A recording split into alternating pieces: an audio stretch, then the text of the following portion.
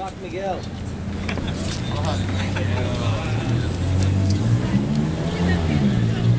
So yeah, first of all, would anyone like to raise your hand if you've heard of the term Hasbara before? Okay, great. Would anybody like to give a definition of how they understand the term Hasbara? Would anyone like to give a definition they have in their minds? Yes. This is the Zionist propaganda machine.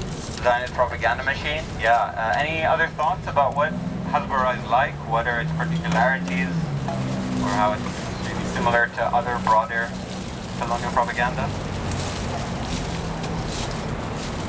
I mean, that sums things up pretty well. But yeah, so sorry. American? Say more. Like the States, USA? I don't know. Throwing a word out there. Don't look at me. Okay. I think, well, the way I interpret that, like what you're referring to, is perhaps the unique place that English language Hasbara has towards American audiences and the American political system, as well as the Canadian, which is sort of an extension of the American one, right? Let's be honest. So yeah, so Hasbara actually, it's a Hebrew word which literally means explaining. So the idea was that it emerged within, Zionist lobbying groups as a way to define, it's a sort of euphemism for this, a strategy of propaganda which tries to rationalize and explain the actions of the Zionist state to a foreign audience. So it's a sort of, you can also, another way to define it as a form of Zionist public diplomacy, which is this idea that you're not just trying to reach the people in power. You're not just trying to lobby behind closed doors with the people in power, although there's a lot of that. You're also trying to affect public opinion and actually create a hegemonic narrative which is actually going to sway people. And it's important to bear that in mind, because it shows that, the media narrative and the battle over the media is important, because Zionists do realize that public support or public disapproval is an important part of the struggle for Palestine. So if you look at the brochure here on the title page, we have a few images. So the first one is Brand Israel. Has anyone ever heard of Brand Israel? Would you like to speak to that? How do you understand it? Remember when it started in the early 2000s, and it was an attempt to, literally brand Israel as a very progressive state, and highlight that's when the kickboxing when it started. Okay, yeah, so early 2000s, a sort of a kind of renewed media strategy, a PR strategy, very similar to sort of corporate rebranding campaigns. And as you said, focused on pinkwashing, especially. Like that's the whole idea of Tel Aviv pride, etc. Somebody else? Like Salah, did you have No. for new people? Yeah, you have okay. Yeah, so that's Brand Israel. As I say, it's sort of one of the newer iterations of what this Hasbara looks like. The second one is a lesser. What is the second one showing? Like, what is the second one depicting? Yeah. Would anyone like to speak to the second image? What it evokes for them? If you criticize Israel, then you are labeled anti-Semitic by the United States and England. Right, as you said, if anti-Semitism, increasingly as the Zionists have lost the public battle, anti-Semitism has become a crutch that is increasingly used to try and counter any kind of anti-Zionist criticism. And the final image, does anyone have an idea what the final image is referring to? Plumbing? Hamas tunnels. Sorry. Hamas. Undermining the construction house.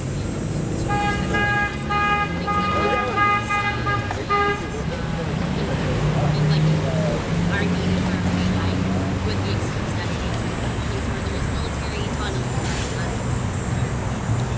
Yeah, exactly. So as different people mentioned, right, like the way that that the excuse of Hamas being theoretically present somewhere became a rationale for the Israeli army to completely destroy civilian infrastructure and massacre civilians in large numbers. And I mean, Al-Shifa Hospital was like a very powerful example of this, because the Zionist media machine had invested so much energy into trying to say that this hospital, which is one of the most important hospitals, Al-Shifa Hospital in Gaza, was a Hamas command center. And when they had to actually back this up, there's a lot of famous memes and like videos of the Israeli army spokesperson, you know, pointing, most famously pointing at a calendar with the days of the week and saying that this calendar shows the name of the Hamas fighters guarding the hostages. And it's actually Monday, Tuesday, Wednesday, Thursday, and Friday in Arabic. So yeah, those are just some snapshots, I think, of the general topic of Hasbara, past and present. Now, the way I think what could be interesting today is to kind of look at how Hasbara, look at it not so much in isolation, but as a sort of, as a Zionist version of that draws on existing and much older colonial tropes that have been used for centuries, actually, to dehumanize the colonized and to rationalize the destruction of the colonized and the dehumanization. Before we get into that, I think we can quickly turn to the back of the brochure, where we look at, where we just to maybe mention sort of the structural aspects of Hasbara in Canada. In other words, like, who are the organizations that are actually producing Hasbara and disseminating Zionist propaganda in Canada and the US? I'm sure all of these are familiar to you. I don't know if anybody has any specific thoughts about any of these organizations, or if you're surprised, or if you find that any of these are particularly notable on the list here.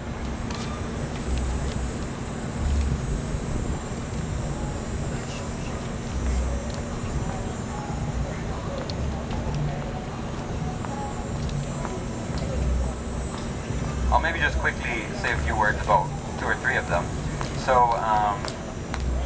So first of all, the Anti-Defamation League, I think, is a very interesting one, because it's a Zionist organization that for decades tried to build its name as essentially an anti-racist, anti-discrimination NGO that was doing, research on like extremism. And even though actually from its beginning it very much had a very close relationship with US law enforcement, with anti-communist witch hunts, and a whole other bunch of like reactionary imperialist, stuff. But especially in recent months, the Anti-Defamation League has become so explicitly Zionist in the way that it tries to weaponize anti-Semitism, that Wikipedia, of all people, decided to like basically downgrade the Anti-Defamation League and to say that the ADL is no longer a credible source when talking about anti-Semitism, because they've gone so far in weaponizing and basically acting like a lobby group that they can't be trusted on any kind of minimum objective, appraisal of anti-Semitism. Christians United for Israel, I think that's an interesting example of a Christian Zionist organization. The U.S. obviously, Zionist support, a lot of Zionist support in the U.S., for instance, doesn't come from Jewish Americans necessarily, but actually from Christian Zionists who have this intense ideological interest in Zionism. CJA, Center for Israel and Jewish Affairs, that's a prominent one here in Canada. We often have to deal with it, both on campus and off it. Honest Reporting Canada is one that often tries to go after journalists or newspapers that are reporting on Palestine. And the Maccabee Task Force, it's a group that showed up in Canada in 2019, and pretty much at the same time we discovered back then that they were funding all expenses trips to occupied Palestine as part of this effort to try and explicitly counter the BDS movement on campus. So they would actually secretly approach student leaders or people in the community who were considered, prominent people, influencers, opinion, people who could influence sort of campus politics or campus opinion. And basically they were approached and given an all expenses trip to occupied Palestine. So if you ever want to read more about that, there is an article that SPHR wrote about that back in 2019. Now, moving on to the content of Hasbara and what Hasbara can look like. I think we can focus on basically there's sort of three main themes which I think were incredibly prominent in the immediate aftermath of the October 7th military offensive by different Palestinian resistance factions out of Gaza on October 7th. Obviously the first one was this idea that there had been a mass targeting of infants. So eventually, like, it became what was verified is that, you know, there were maybe 2 or 3 Israeli infants who were killed on October 7th in different circumstances, but there wasn't any kind of mass targeting of infants, so this was eventually debunked, even though the damage had been done, right? So the whole point of these kinds of this and other, allegations that tap into this pre-existing prejudice about the colonized is that it will create momentum for the dehumanization and for the rationalization of the mass murder of Palestinians in this case. And a very early instance of this that I came across was from the 17th century, in one of the most brutal genocidal campaigns that was carried out by the English army in Ireland, where these false reports of babies being murdered by Irish Catholics were used to justify subsequently murdering like a quarter to like a third of the entire Irish population.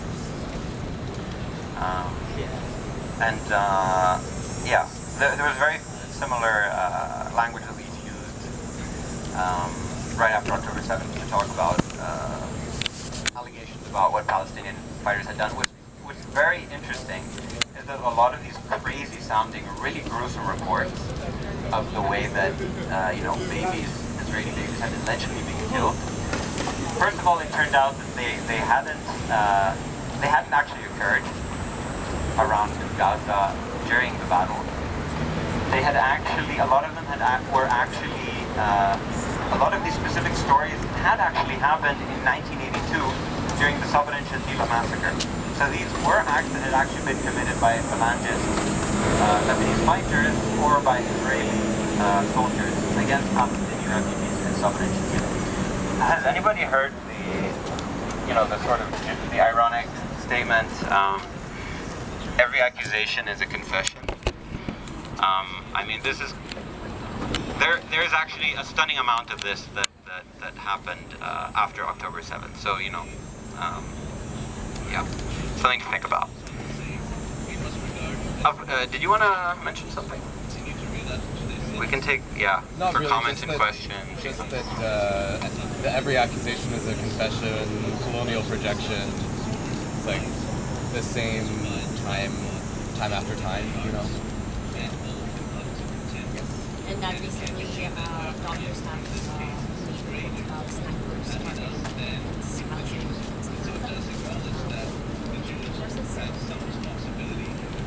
Yeah, just for those who didn't hear the last point, she just brought up that, recently, I don't know if you heard, there was doctors in Gaza who've been extensively giving testimony about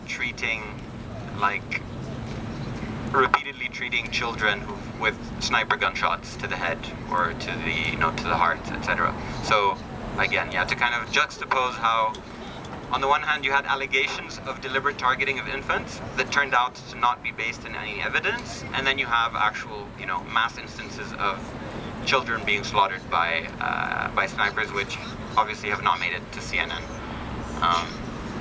Any other thoughts? Maybe take a break here if anybody has, thoughts or comments or, obviously it's a heavy topic.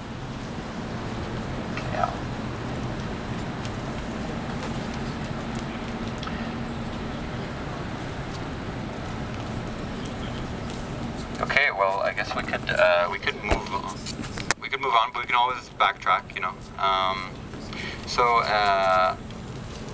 if we look at now, if we move on to the whole trope of human shields, this is one that's been popular, for a long time, but you can pretty much trace it from the very first war between, the very first war on Gaza in 2008, this idea of human shields has been repeatedly used by the Zionist propaganda machine.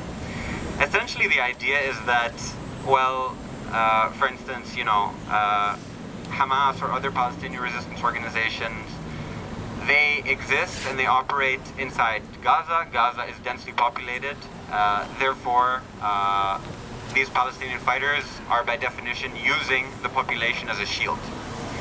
What's interesting is that I think for me, what's very interesting and something that I feel like is interesting to bring up to people who echo this talking point is that I mean, it's very interesting, for instance, to watch the videos that Palestinian resistance factions regularly broadcast, where they show how they actually fight the Israeli occupation forces, right?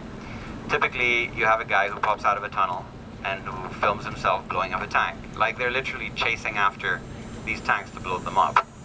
I don't know if has anyone of you ever seen some of the videos that the IDF puts out there for public consumption?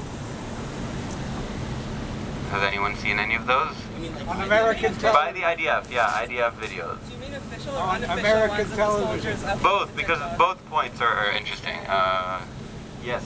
I mean, one of my favorites was when they published the video of IDF troops bringing like medical supplies into. I think it was Al Shifa, and the boxes were just labeled aid in English. Yeah, medical supplies in printed paper Yeah, it was on aid medical every supplies side. printed in English, not Arabic, not even like Hebrew or something. And printer paper too, like not Yeah, it was like handwritten, taped on. That was a pretty interesting one. Just like all the propaganda videos that they posted of like, this is what it's like on the ground in Gaza. The rifles they found in the EMT room or whatever, where you can't keep metal stuff. Just Yeah, the rusty rifles. There are 3 or 4 rusty rifles. yeah, exactly. The command center. Next to the MRI machine. It's exactly next to the MRI machine. Yes, Big Salad. I mean, they post all kinds of things like they'll post videos of themselves like shooting at nothing, like shooting at walls, like just like unloading a full clip at nothing. But then they'll also post like selfie videos of themselves blowing up universities and shit. So it's like on the one hand they're like showing themselves doing absolutely nothing of like military significance, but also revealing like the sadistic pleasure they take in it. And it like that works for the like Israeli population, you know, like they buy it. Selfies, playing with kids' toys, kids who are falling, they're even they're evacuated survival, or selfies with women's underwear, selfies, as Salad said, they show this as a part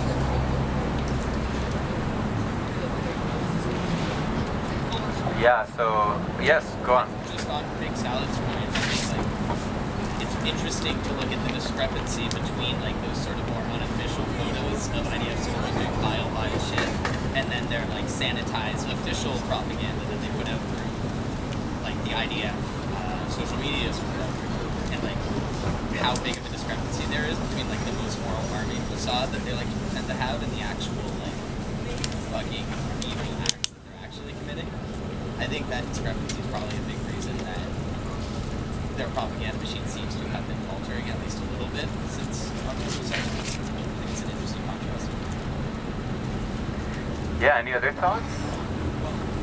Yes. Yeah, I just want to talk about the IDF. Like attacks on the Hamas.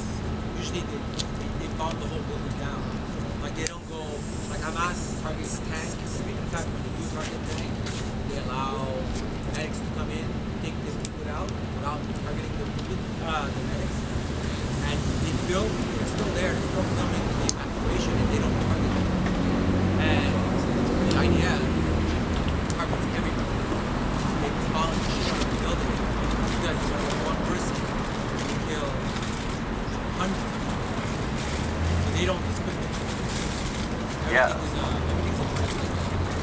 said, so as you mentioned, the targeting of medical personnel, I would add that there's been, people say that in Gaza, Gazans are afraid to be next to medical professionals wearing scrubs or journalists because they know that those people are deliberately targeted.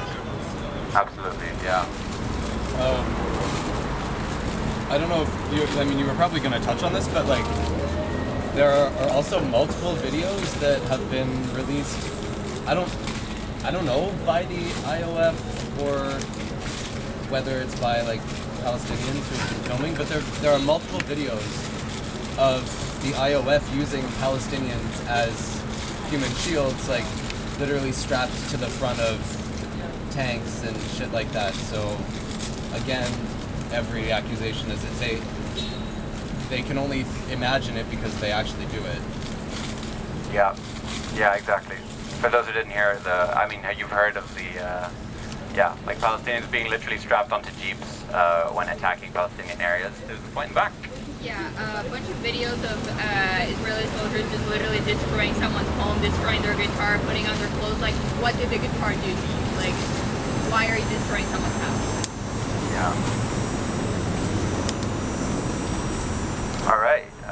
Also, there was a point somebody reminded me of.